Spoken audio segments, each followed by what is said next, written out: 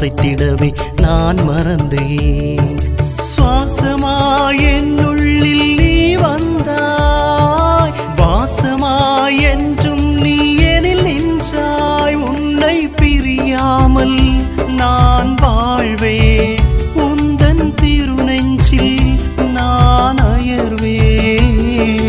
உன் பாத சுவடில் என் பாதம் பதிப்பேன், உன்னோடு நான் வாழுவேன்.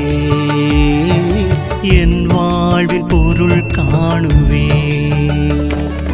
வாழ நினைக்கிறேன் வாழ்வாய் வாராய், வளர நினைக்கிறேன் வரங்கள் தாராய். உண்மை கிறிஸ்தவர்கள் யார் என்பதை சிந்தித்து பார்ப்போம். ஆகையால் உண்மையை இடைக்கச்சையில் கட்டிக்கொண்டு நீதியை மார்பு கவசமாக அணிந்து நில்லுங்கள்.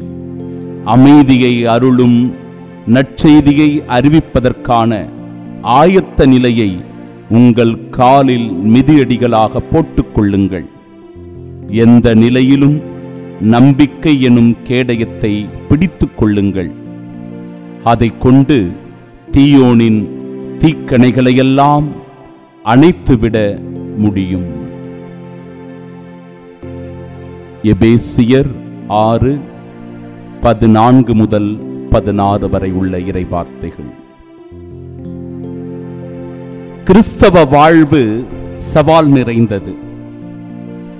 பெயரளவில் பல பேர் கிறிஸ்தவர்கள் என்று நம்மை மார்த்தட்டிக் கொள்ளலாம்.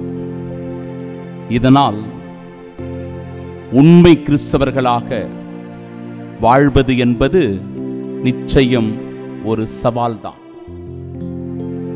ஆனால் உண்மையிலேயே நான் ஒரு கிறிஸ்தவன் என்று சொல்லிக் கொள்வது எளிது. ஆனால் உண்மையான வாழ்க்கையை வாழ்வது என்பது சிரமம். எப்படி? கிறிஸ்தவம் போதிக்கின்ற அல்லது கிறிஸ்து நமக்கு சொல்லித் தருகின்ற உண்மையை, நீதியை, அமைதியை, நம்பிக்கையை நம் வாழ்வில் ஏற்றுக்கொண்டு எல்லா சூழ்நிலைகளிலும் அதை கடைபிடித்து வாழ்கிற போதுதான் உண்மை கிறிஸ்தவர்களாக நம்மால் வாழ முடியும். அப்படி இல்லை என்றால் நாம் பெயரளவில் வெறும் அடையாள கிறிஸ்தவர்கள் தான். நாம் வாழும் இந்த உலகம் அநீதிக்கு துணை போக நம்மை பல சூழ்நிலைகளில் அழைக்கும்.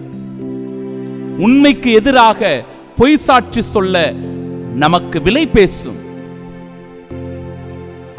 அமைதிக்கு பதிலாக சண்டை சச்சரவுகளும் மோதல்களும் பகைமை உணர்வுகளையும் தூண்டி எழுப்பும்.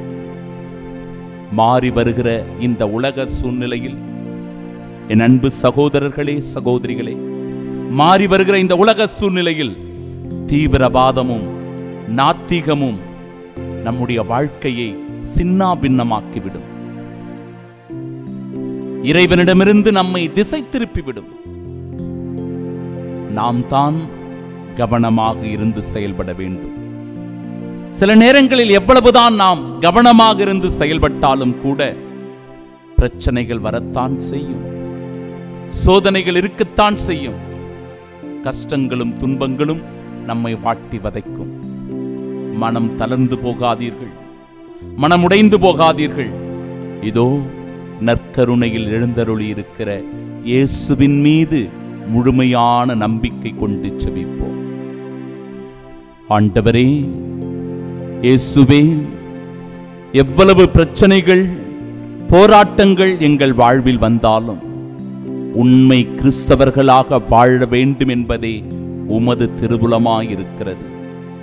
உண்மையின்படி, நீதியின்படி, அமைதியிலும் நம்பிக்கையிலும் நாங்கள் சிறந்து விளங்குகிற போதுதான் உண்மையான கிறிஸ்தவர்களாய் உமக்கு சான்று பகர்கிறோம். நற்கருணை ஆண்டவரே, நற்கருணையில் எழுந்தருளி எங்களை ஆசிர்வதிப்பவரே, எந்த சூழ்நிலையிலும் அநீதிக்கும் தீமைக்கும் துணை போகாமல் அமைதியை ஏற்படுத்துகின்ற, நம்பிக்கையில் வாழ்கின்ற நல்ல சீடத்துவ வாழ்வை வாழ எங்களுக்கு அருள் தாரும். ஆமென். வாழ நினைக்கிறேன் வாழ்வாய் வாராய், வளர நினைக்கிறேன் வரங்கள் தாராய். வாழ நினைக்கிறேன் வாழ்வாய் வாராய், வளர நினைக்கிறேன் வரங்கள் தாராய். என் வாழ்வே என் வழியே என் உயிரே வாழ்வில் உணவே,